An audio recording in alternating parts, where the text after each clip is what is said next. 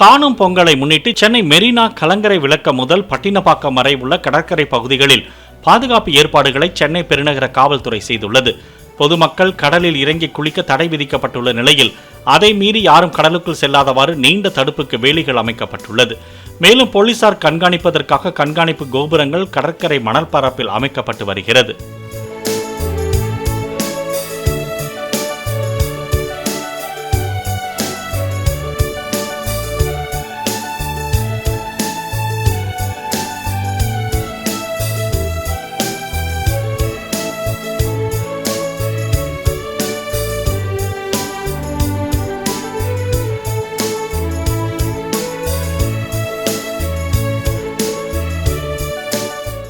Play store மற்றும் app ஸ்டோரில் இருந்து பாலிமர் செயலியை QR கோடு மூலம் பதிவிறக்கம் செய்யுங்கள்.